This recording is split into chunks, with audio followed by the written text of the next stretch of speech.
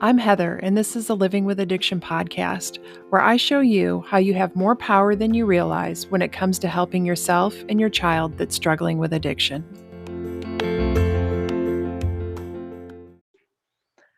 Hey, everybody. I'm excited to have a special guest today. And a few weeks ago, I shared with you that I went to a sound bath on the beach. And I was sharing that because I was wanting to convey how important it is to put our own oxygen mask on first, to, have a great self-care routine and really just invest in ourselves. And so I was talking about the time investment for me to go do this. It's about 6 hours between round trip and the sound bath. And it's totally worth it to me to invest in myself that way and have that experience. But that's why I shared that a couple of weeks ago, was just wanting to share some of the ways that I'm putting my own oxygen mask on first. And so I asked Lindy, who does the sound bath on the beach, to be on the podcast because I wanted to really share more of this experience with you and give you the opportunity to learn more about it if you've never heard of it. I had not heard of anything like this until about maybe a year ago, and it was just kind of by accident.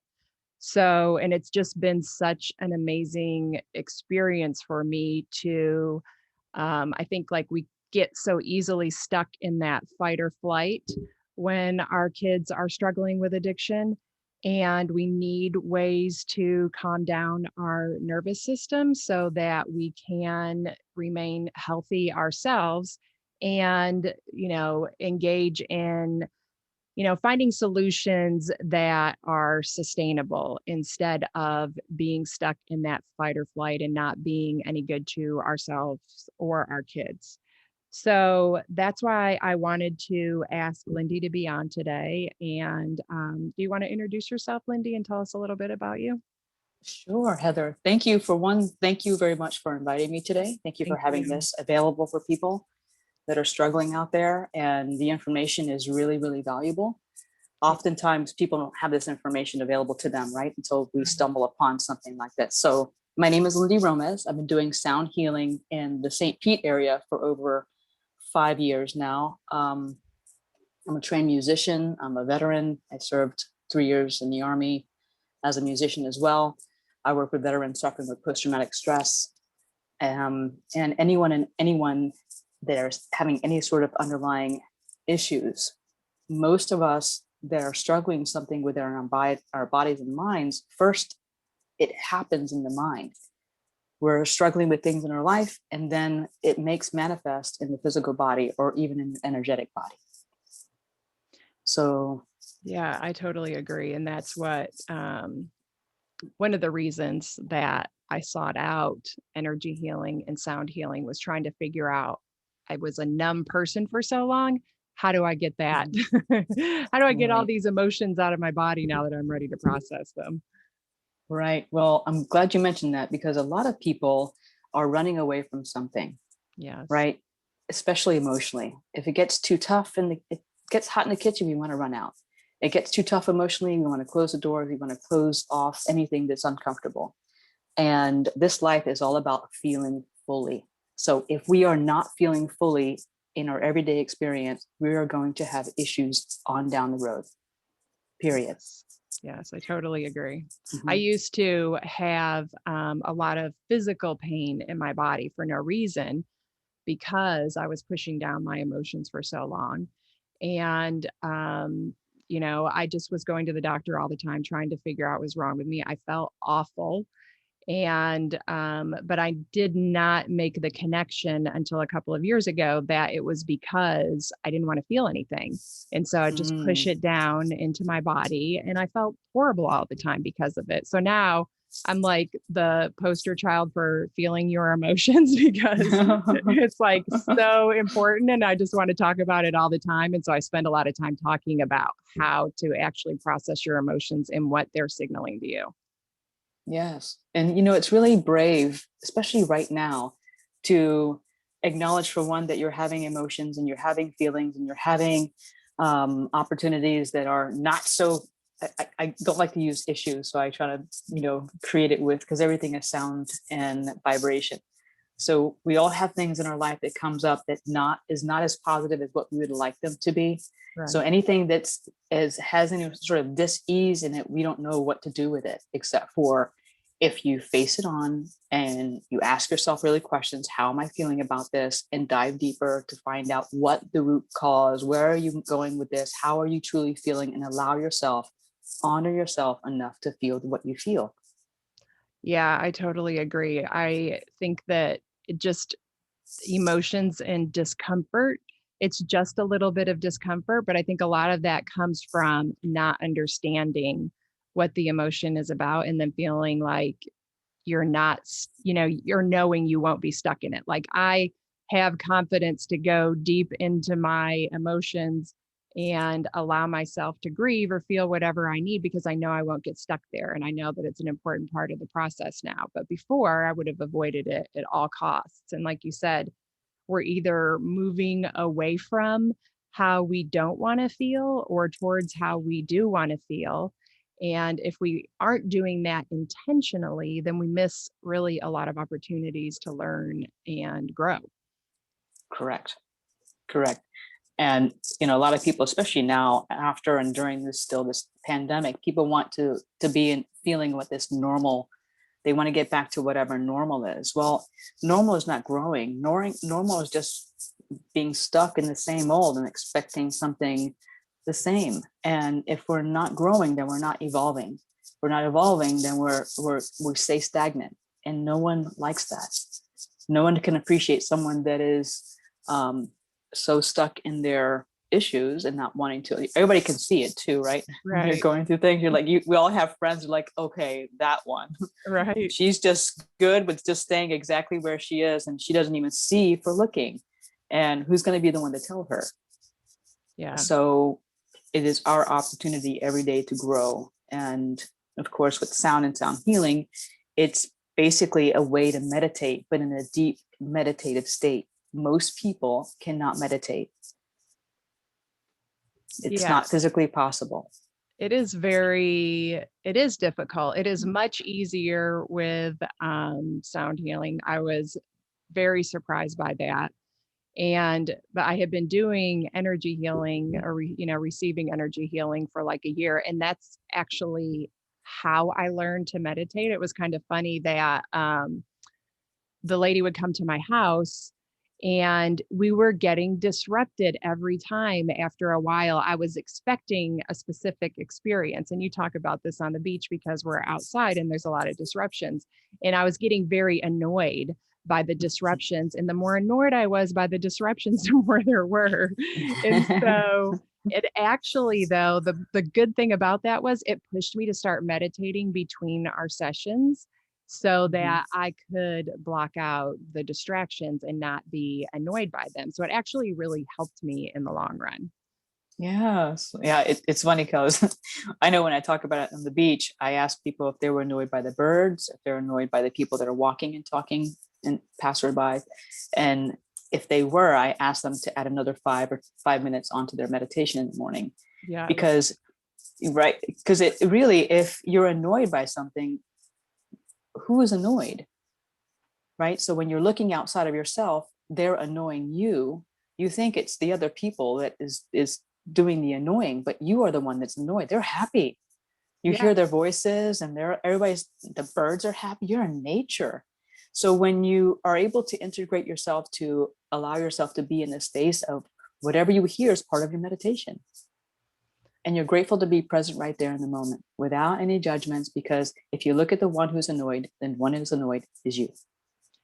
Yeah. And that's such a great point because when it comes to dealing with our kids' addiction, we are annoyed by the addiction and we're so resistant to it that it doesn't matter how hard we work at saying the right things to our kids or just trying to like create a better relationship with them because they can see our tenseness. Like the brain reads the body language and the tone, here's the tone, more than they hear what you say. And so as Right. long as you're resisting, then you're never going to be able to create the relationship that you want. So it's like we're the one who's stuck with it. And that's something that I definitely learned from meditation, was how to release things like that, and deepening that mind body connection that I had, it was just totally disconnected before. I had no mind body. I didn't want to feel anything. And Right. so I was so disconnected from my body. Mm. But so since this is really around the topic of self-care, I wanted to know, like, how you got into your self-care practice, and like if you've always had a good practice, or if there was just something in your life. Like with me, it was my daughter's addiction. That's, what pushed me to really understand and learn about self-care. Like, was there something in your life that was a catalyst like that for you? I've always been aware. I remember as a very young child, let's say, I remember going to the beach like 18 years old. I'd feel a little bit off. I don't know what it is. I couldn't put my finger on it. I would take a pad of paper with me and I would go to the beach. And I would ask questions of what I need clarity on. And I would sit there. I'd take question number one. I'd close my eyes and sit there in front of the power of the Atlantic. I grew up in Titusville on the east coast of Florida. And that beach, it's called Playa Linda Beach, growing up, but the power of the ocean, sitting there in nature, is so powerful. Just to sit and ask your question. We all have the ability to get the proper answers if we ask the proper questions. Yeah. So if you're asking for something, say, what do I need to know about how it is right now am I feeling, and why am I feeling this? And sit down with that and just allow whatever it is to bubble up in your heart space. So I've kind of always had this awareness. It helped that I grew up in a household with a mother that was psychically aware. We couldn't talk about things outside the house. I mean, she channeled. She was I look back now, she was a guru. Yeah. So you could ask her anything and she would give you an answer, and you knew that this answers that would come down, there would be some word missing. It's like, it's coming right from the universe. Wow. Because the universe doesn't talk like we do. They don't use the fluff words. Right. They just give it to you straight. And then it leaves you with chills. So thankfully I was, grew up in an environment like that. So I understood that, oh my gosh, we all affect each other. This is all sound and vibrations. It's really important to watch your words, even to yourself, what you say to yourself. So yeah, thankfully I was raised in that way. And I just kept on sharpening my tools, so to speak. But then the universe will have other opportunities for you. So it gave me a car accident in 2000. So I'm a musician. In 2000, I suffered a neck injury. So I wasn't able to play anything for about 4 or 5 years. So during that time, I lost my identity. What I thought was Lindy was music, and music was Lindy. And when it was gone, I was left with the understanding of, well, who am I? And now past, I've gone yoga certified, meditation certified, sound healing certified, Reiki master. I've gone through all these modalities now to further this understanding of the who am I part of it. So it's really important that we know who we are internally. So if you don't know who you are here, you can't give to other people. Right. So it's creating this awareness within yourself and finding out. You mentioned something earlier, Heather, about resistance. When you want your child to be perfect, you don't want them to have this addiction, you don't want these things, and you're frustrated by what is happening and you don't feel like you can do. There's this thing that we all want: love and support. Yeah. And when you're put up against those barriers, right, you can't help your child, you don't feel like you can do anything to help your child, then you feel helpless. But if you stop, and it's not about you and it's not about them, it's about this person who is suffering, and how can I be that point of support and love? What do they need from me right now? Yes. Sometimes we forget to ask them, what can I do for you right now? What do you need from me? If you need me to sit here and hold you, I will do that. Right. But we get so frustrated that, like, I don't know what I want. And we, throw our hands up in the air, and we don't want to be a part of anything because we don't know how to swim in these waters. Yes. So I used to work with women in sober living. After their treatment, they would come to the center, and I taught them yoga and meditation and sound healing, and I did Reiki on them and counseled them. So I got to see almost like the vein that runs through each and every one of them is their self-worth. Mm-hmm. Somewhere along the line, they don't know who they are. Right. So I don't know if I answered your question or Yeah, you did. not. And I do want to talk more about that because I think it's really important, but I want to go back to something that you said, that you didn't know who you were without music. And I think that that's such a great point, because that's where a lot of parents end up when their kids' addiction hits. And, you know, even if they have other kids, for me, it was my only child, I had this total identity crisis. I didn't know who I was if I wasn't her mother. And I mean, I was still her mother, but things changed so drastically that if we don't see that and we just blame the addiction or the car accident or whatever it is, then we lose the opportunity to really get to know ourselves and learn and grow and create something beautiful with our lives. But I think that that's where so many parents and, you know, other loved ones just get stuck in. It's the addiction and missing, like, oh, I'm feeling disconnected from my child because of the addiction.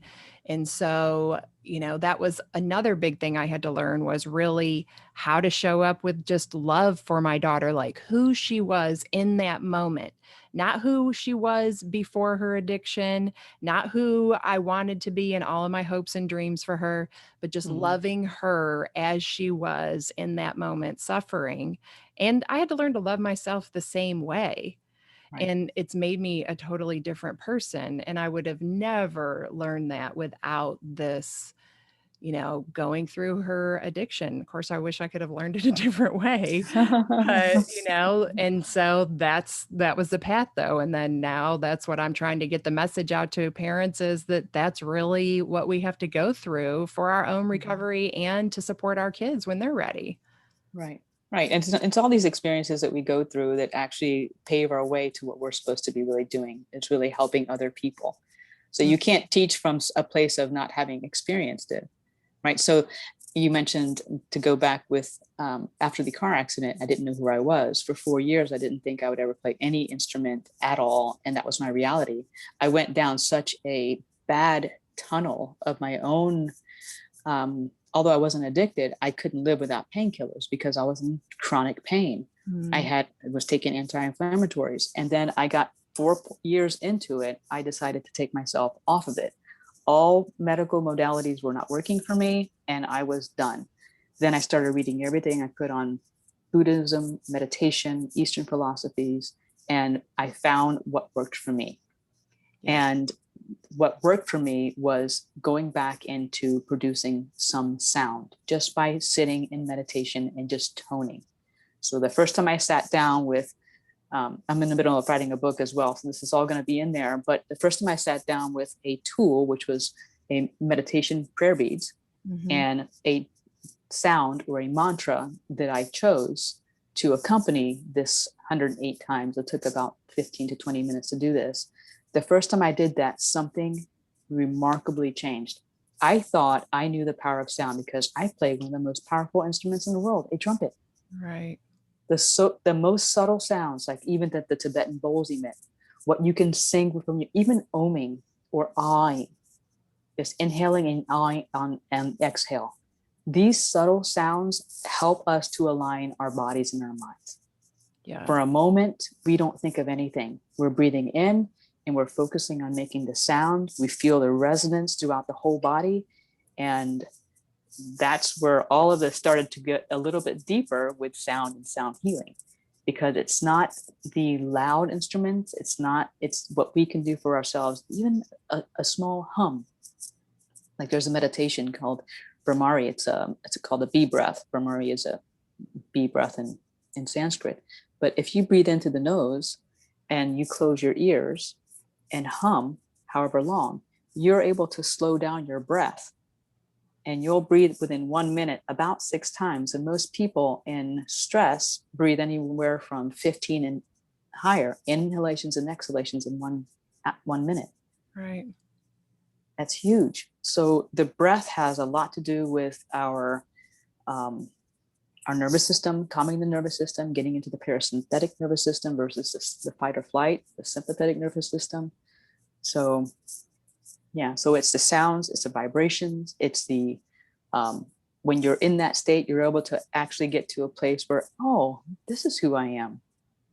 Yes. And it'll start to reveal itself over time. It's not going to happen overnight, because what have we been practicing all of our life? We're in this world of competition. We're constantly hating on each other. We're hating on ourselves. We're not good enough. They're not good enough. Someone's judging on you. This is how we live our life, just trying to navigate through those thick densities in this earth.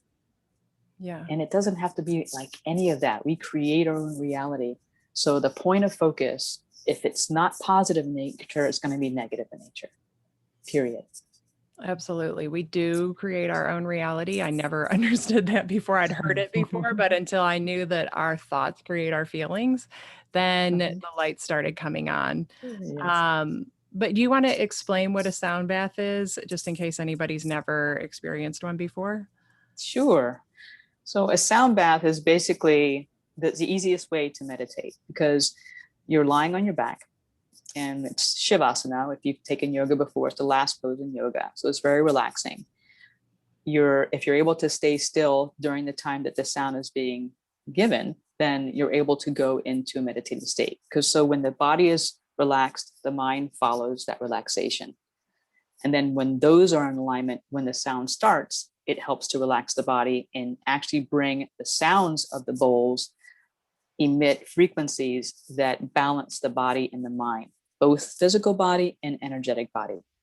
So the crystal bowls emit different frequencies, overtones and undertones. The Tibetan bowls, the same thing, the vibrations of the Tibetan bowls. If I'm doing a session on somebody, within about 5 or 10 minutes, they're in a deep meditative state if they're still. Yeah. It's almost like you can't stay awake. You cannot stay present. So it's so simple that it's like, I tell people, I was like, if meditation were easy, we would all be doing it and there would be peace reigning on this earth. But it's not easy. We can't stop our head or minds from thinking. We can't stop the laundry list of the list of to-dos. We can't stop all these things. But using sound, it just takes you there. It just like kind of pushes you right over this little sweet spot. And for that hour, you're being bathed in pure sound. The crystal bowls are made of 99.9% silica, which silica is throughout every cell of our body. The Tibetan bowls, they all have the same notes. So there's the 7 main chakra system, the energy systems in the body. They have different notes associated with them. So the crystal bowls and the Tibetan bowls both have these notes. Plus, the frequencies above them and below them help to harmonize. So when you experience a sound bath, it almost feels like you've gotten a tune-up. You know, when you take your car for a tune-up, you're driving it off the lot, you're like, this feels like a brand new car. So you kind of feel like that. You feel like you've been cleansed and you can't put your foot on it. You can't put your finger on it. You can't think about how that happened, or we always want to know everything, right?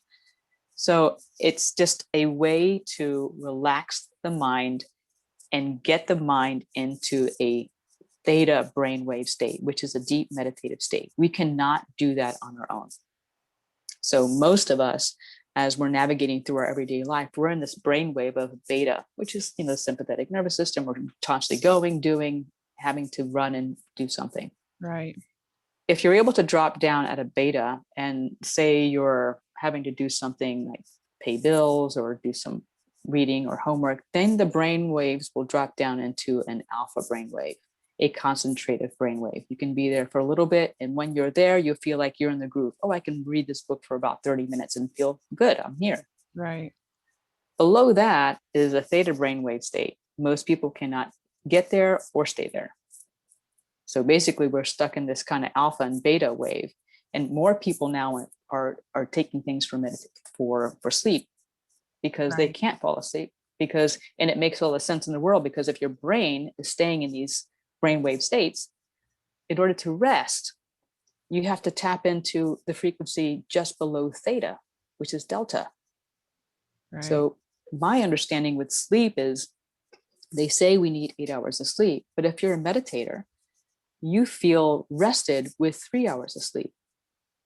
Mm. So people, it amazes me when people say, "Oh, I couldn't sleep a wink last night. I got up at 3 o'clock in the morning." I'm like, "Well, what did you do?" "Well, I beat myself for the next 5 hours, right? Because I couldn't go back to sleep." I'm like, "Wow, you just wasted all that time. You could have asked the universe, what is it? Oh, and how do I feel? Do I feel rested? If you feel rested at 3 o'clock in the morning, why are you going to beat yourself up?" Right. Yeah. Right? So it's, I hope I answered that question, but You did. I can deal without these tunnels. It's just, it's so deep, the practice is, and it's so interesting how it kind of, we all affect one another too. You can go into a room and someone can be really like irritated, and you may not have been irritated until you walked into that room, and all of a sudden you have this sense of irritation. So in sound healing, there is this idea called entrainment. So you will entrain, if that frequency is stronger than yours, if you're not able to maintain, you're happy, when you go into a room and some, or they may entrain to you.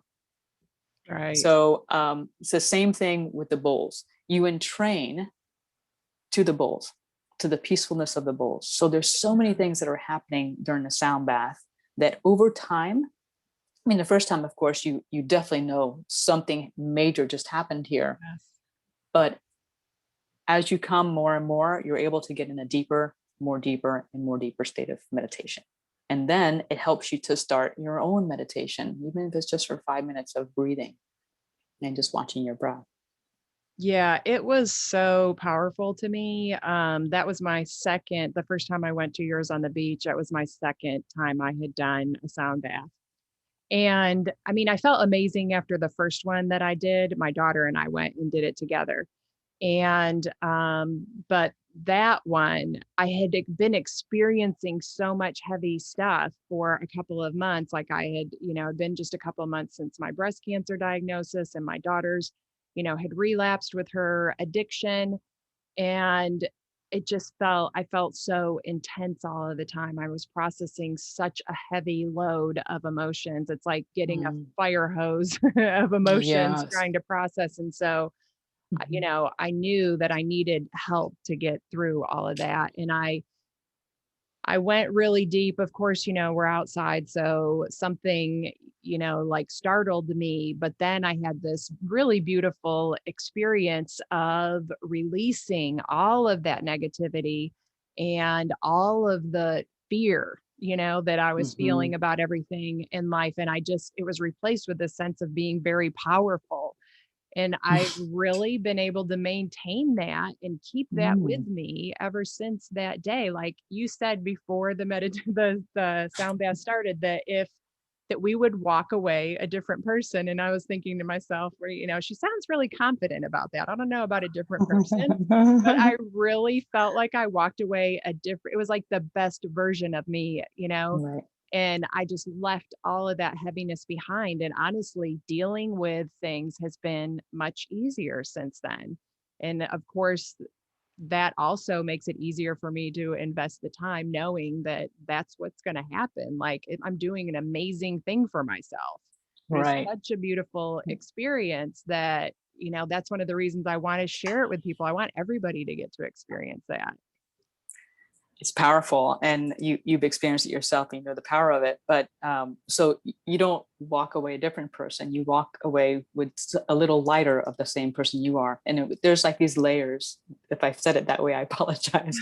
But normally I tell them, when you get up, you're going to shed something that no longer serves your highest good. Yes. Period. Something is leaving you today, if you want it to leave. Some people like their garbage. Right. Some people have gotten so used to having this drama in their life that identifies them, right? So when you have something like an accident that takes everything away from you, you're there, you have no other choice. We're doing this, right? So um fortunately, that things like that will happen, that you have no other choice but seeking what it is that you can do for yourself to make yourself a little bit more lighter, pain-free, kinder, freer. Yeah. So yeah, when I when you ask these really good questions, like, how is this serving my highest good right now? When you feel something that's not aligned with you, and what can I do right now that would be more in alignment with me? And then you start uncovering, well, you'll understand, well, that is not me. This is me.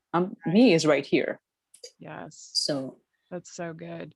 Yeah. So another thing that you do before you start is giving the guidance of, like, if you're having a moment, like, just stick with it. And I learned that, like, with energy healing, the first couple of times something like different happened and I was like scared or uncomfortable, I would just like breathe through it. And so I knew what to expect by the time I got to the sound bath, that if anything like that happened. But I think it's also really helped me to sit with intense emotions much easier and realize that everything is really just a little bit of discomfort, even though we have much bigger words to describe it, or we feed into it and make it worse with fear.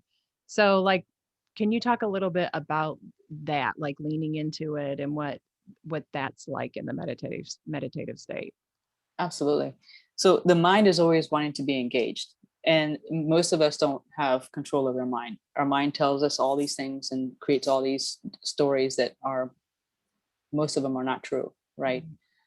And so when you're first going into a meditative state, you the best way to experience it, and of course I guide people through the relaxation through the whole body, because once your body is relaxed, and you can feel when you go through that relaxation, you're shutting things off. You're shutting your forehead, your eyebrows, you're just relaxing your whole body.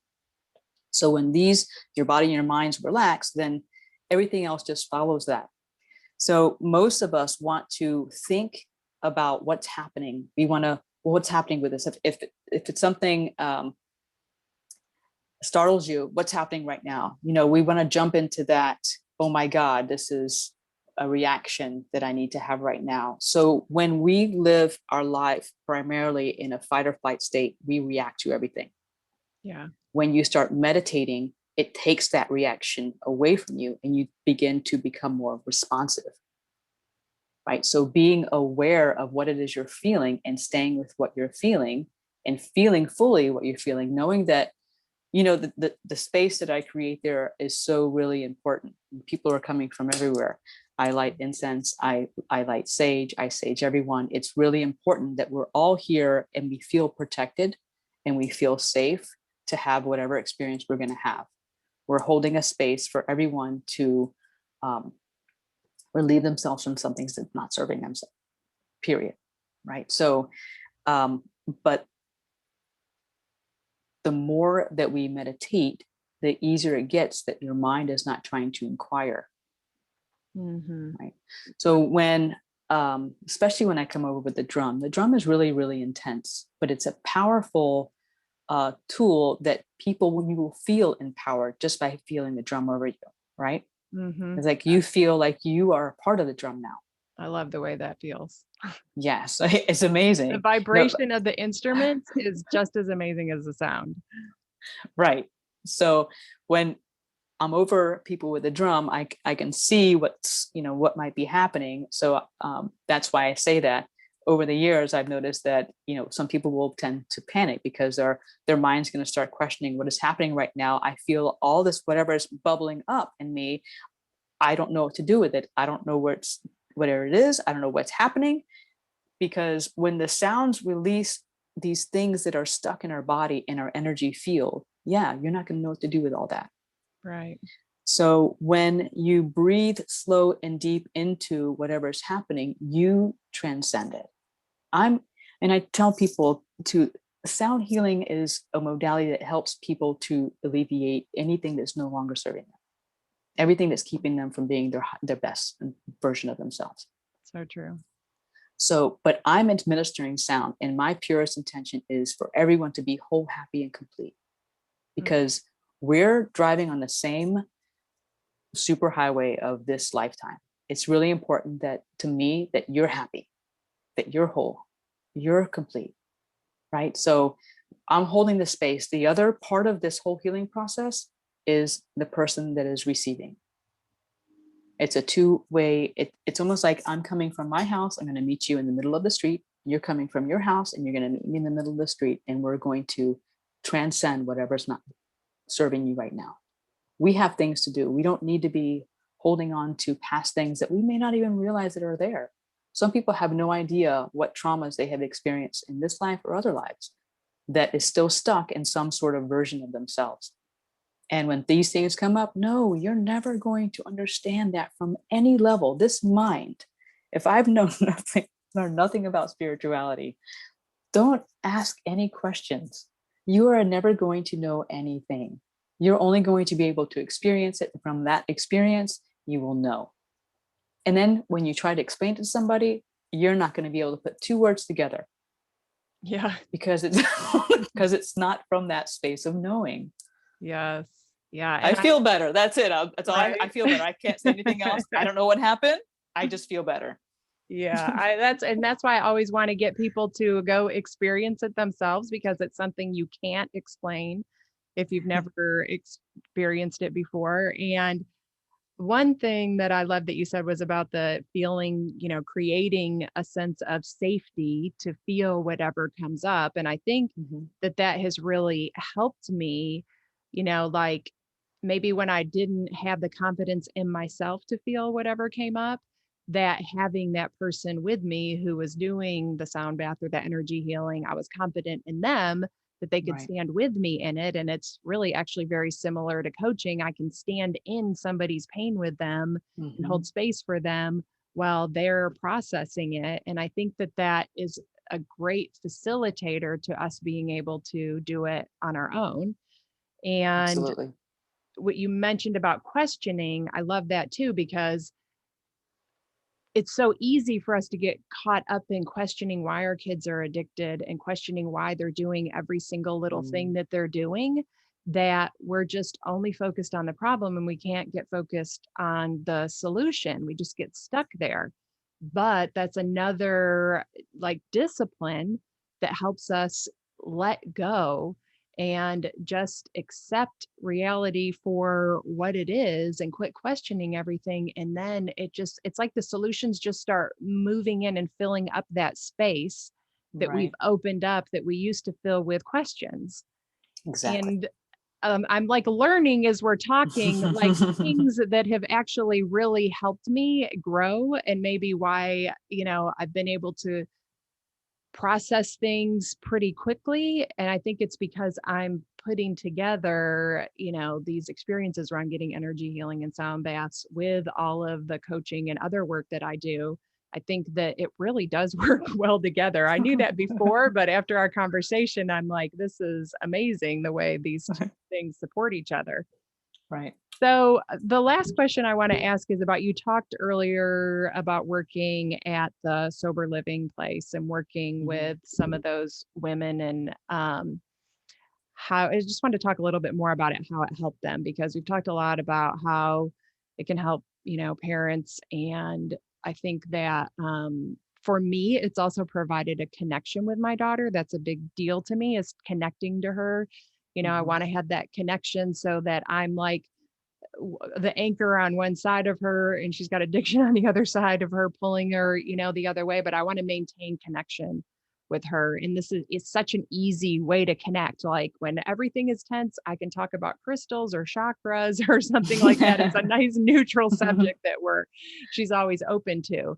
But there's also, I think, like when traditional things aren't working, or it works great alongside with traditional medicine or therapy. So what did you notice the women were getting out of the work you were doing with them?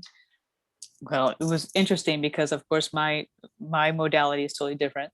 I'm just going with what I'm guided to do to help. So I would have them. We would do yoga 3 times a week and meditation twice a week.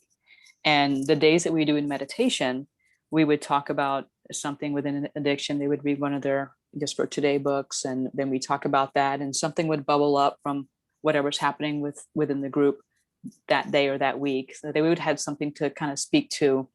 And then after that, I I had these angel cards. And whenever I shuffle them, At the very end, they were just like, when it first happened, didn't know what was happening. And then I said, okay, I'm going to connect with you. I'm going to shuffle them. Now, I don't know what happens. Again, this is one of those things you don't ask any questions because you're never going to know. Right. But a card or two or 5 or 10 will fall out of the deck, will just fall. Yeah. And it'll be exactly what it is that they're experiencing. And they need to look into. Some of them, one of them was energy work. I said, okay, so let me know when you want to have that energy session so we can do the Reiki session and the sound healing session. Right. You know, so it would give me a guidance, and it would give them, they cannot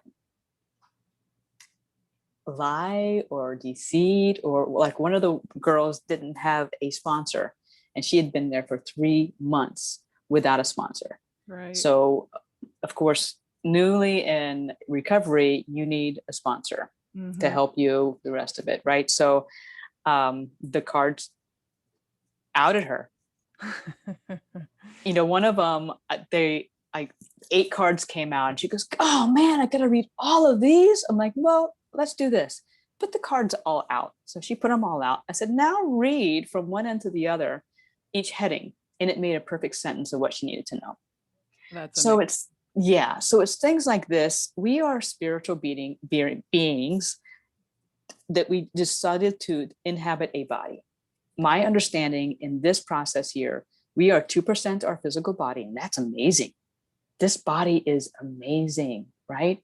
Yes. It recovers, it seeks recovering every day. It seeks balance, it seeks harmony. You put it in the right way, it will recover, right? Yeah. The physical, the 98% of us, our spirit, our spiritual selves is on this beautiful journey. But what happens is the mind gets involved.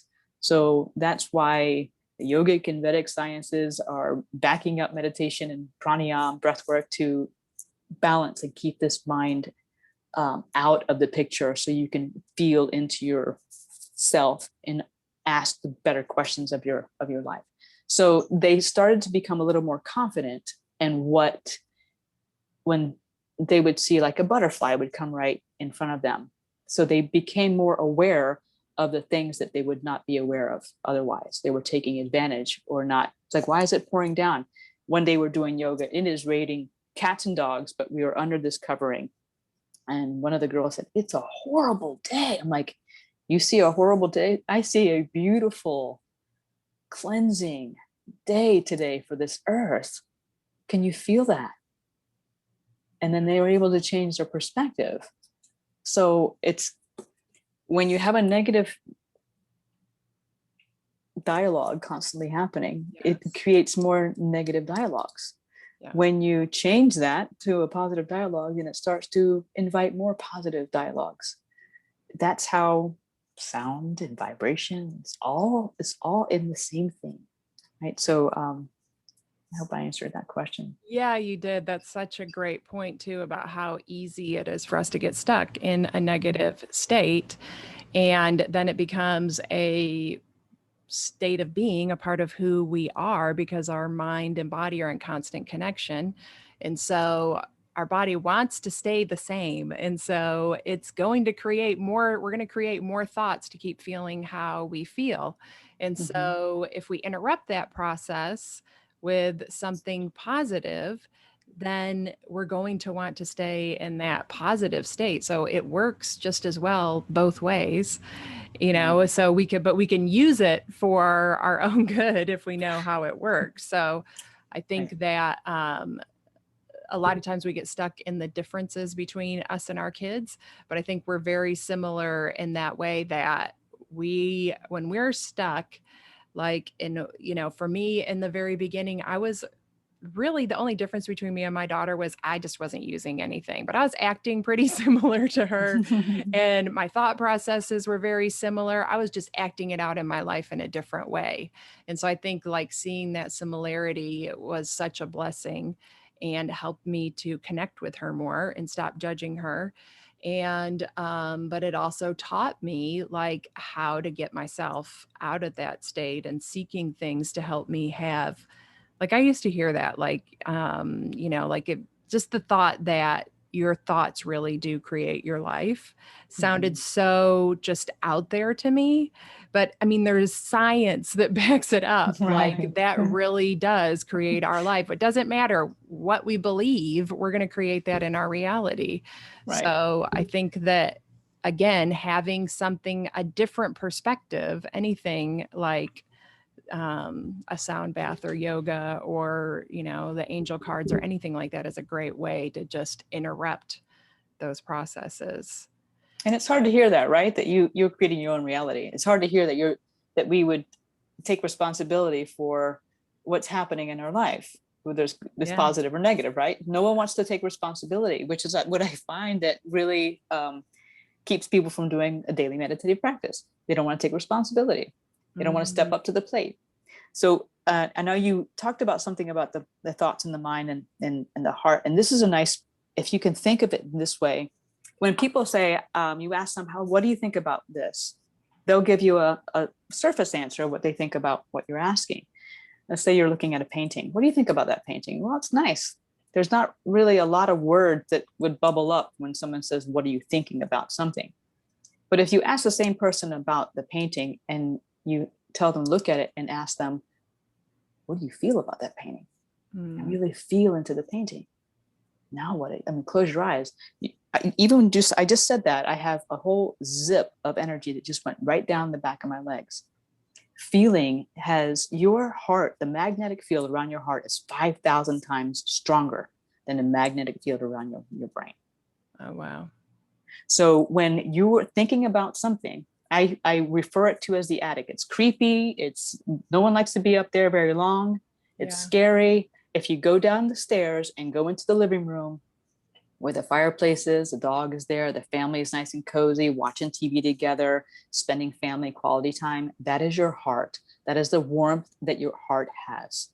So if we're able to ask our question, like, what is it I can do right now that would better this situation? How can I feel into this that I would feel what it is I can do for this? And you don't have to know all the answers. As soon as you pose a positive question, like you said a minute ago, Heather, so eloquently, somehow the answers fill themselves in. Yeah. But we just have to get out of our way from our minds and our thought process, because the mind is like a court jester, a little very tricky little thing. Yes, it is. It's like what? So if you can catch it early on, you'll be okay. Yeah. Let me just drop in. How am I feeling right now? Let's just start there. Take everything off the table and let me see how I'm feeling. What about this is making me feel a certain way? And you've probably taught people this in your coaching practices. How can you activate yourself from trying to feel something? The biggest thing and the best thing is to find what you appreciate. What do I appreciate right now? What am I grateful for right now? Yes. But some people, right. And some people, the women in sober and recovery, they got all that schooling in their treatment center. So that's the last thing that they want to hear. Right. And the last thing, tell me what do you appreciate right now? I don't appreciate anything. So if you had to pick one thing, what would you appreciate? Well, I appreciate my mom. Okay. When you ask them why, fill in that drops them into the heart center. Yeah. Why do you appreciate your mom? And give me a few of them, because I'm sure there's more than one. Oh my gosh, I could be here all day long about how I appreciate my mother. Right? You can that, but if you think about it, it's like it's just two different energies. And we're so resistant to that. It's so funny because I'm thinking of all of the times that like there was something I really needed to work on. And I didn't want to, and it would come up like in the angel cards or something on out, I always start crying and I'm not a crier, but it's so funny. Like that was my instant signal that was my resistance and I did not want to go there. And it was absolutely where I needed to go. So I think it's so important to listen to those signals. Like you were saying, that these women were resistant to whatever it was that they needed in that moment, like the gratitude. And like just knowing our own signals is really important too, like so that we can catch it sooner and stop ourselves. Instead of me crying for an hour, I'm like, oh, I'm crying because I'm in resistance. And okay, I get it. This is what I need to do and I can surrender to it. Right, right. So you can ask yourself, the same thing with meditation. People avoid meditation because they don't set the space prior.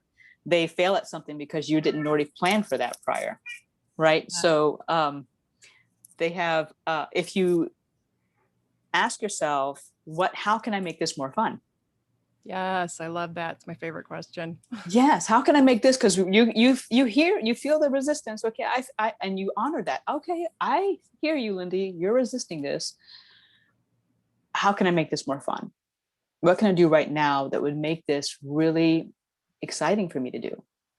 Yes. Right. So then your mind starts looking for something different.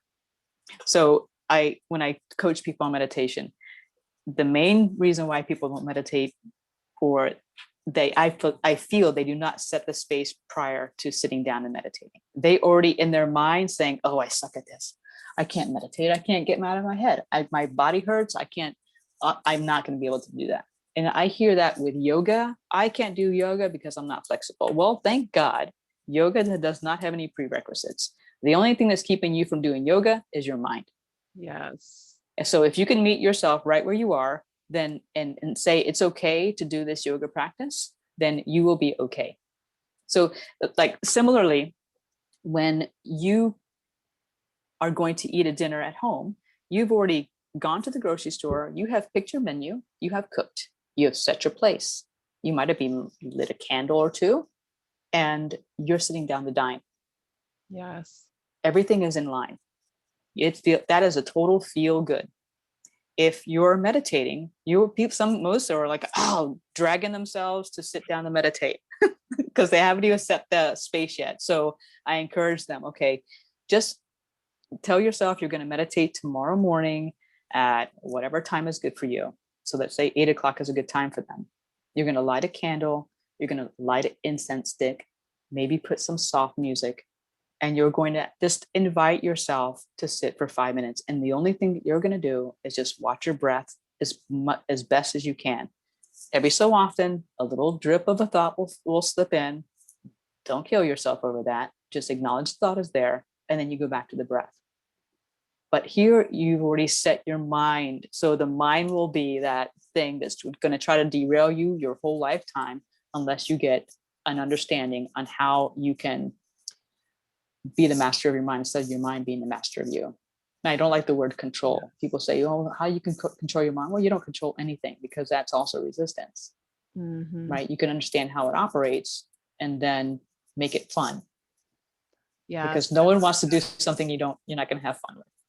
Yeah, we have to create that sacred space and make it fun. I mean, that's actually part of the fun for me is I like, getting my diffuser going and what oil am I going to use and what crystals do I want to, I mean, it's like a whole process. I would have never done stuff like that for myself before, but now I think everything of like, I just make things a ritual and make it pleasing to me.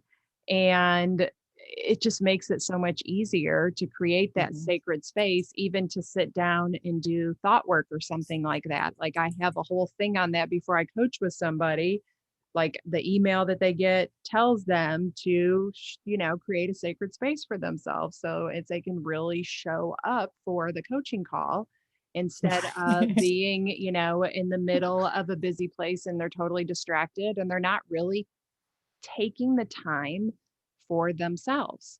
Right. It's so important. And it's really just that opportunity to get out of your own way. So you're on your side. What can I do right now to eat more healthy, to be more kind, to be more loving? You invite these things in and you start creating those practices.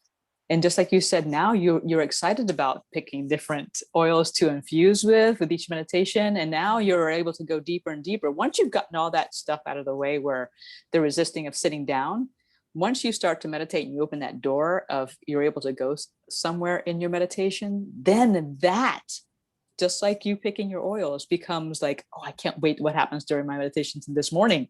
Yeah. You're excited to do it because something happens. Yes. So true. Yes, it's amazing. Yeah, the first thing that happens when I go to the beach meditation is because I can never get there early enough. Last week, I thought I was going to get there early to be close. I want to be close. And there was an accident. So I got there even later. Like I thought I was going to get there early, but it was late. But the first thing that happens once I drop in is I feel like I'm right next to you. Wow. And it's so funny. I was like, did she move the first time it happened? I know that she couldn't have moved all those instruments. And so I'm just like, it doesn't matter where I sit because I'm going to be right next to her anyway. Exactly. There's no bad seats. Yeah, there's not. Yeah.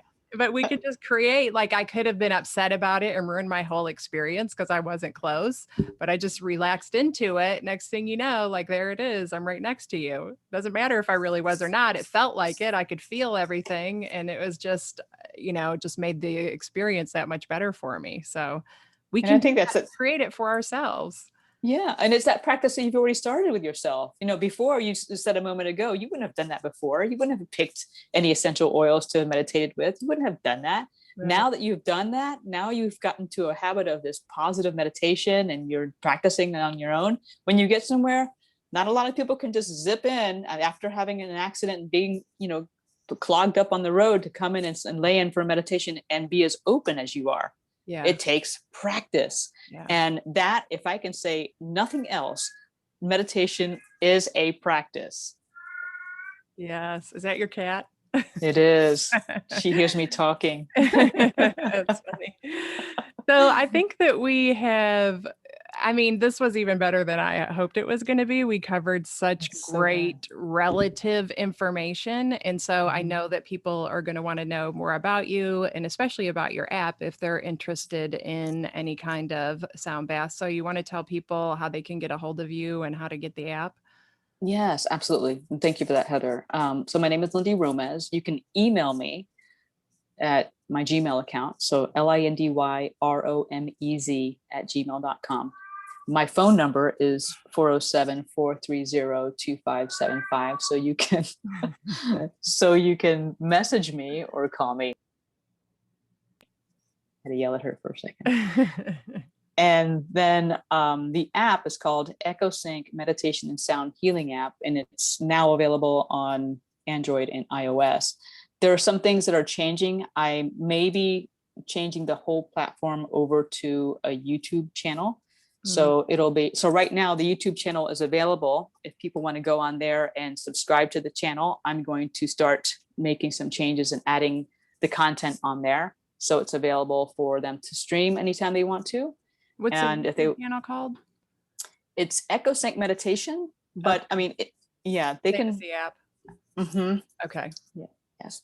And of course, they can always contact me, and I can direct them to where. And if you're looking for meditation or sound healing in the area, I have the information on Meetup, so you can also go in there and become a member of Meetup, be a member of the meditation or the sound bath meditation on Gulfport Beach. And you'll see the membership is there. And if I have to cancel it for whatever reason, the weather or whatnot, then I can send a message to people. Yeah, that was how I found you. Mm-hmm. And I'll put links to that in the show notes to everything you said as well, so that if you're driving and you're panicked because you want this information. Yes. You can put the information in the show notes so you'll know how to get a hold of her too. So thank you so much for being on here today. It was such a great talk. You are so welcome. Thank you so much for having me, Heather. It was a wonderful experience for me too. Thank you so much. Thank you for having this for our community as well, for the ones that are suffering with their kids and addiction. The same thing that, veterans are suffering with right now. The suicide rates are so high, and we are all affected by one another. So when one suffers, I truly believe others suffer. So it's very important that we're able to give them the information like you're doing here on this platform. So thank you for doing the beautiful work that you do. Thank you so much. So welcome.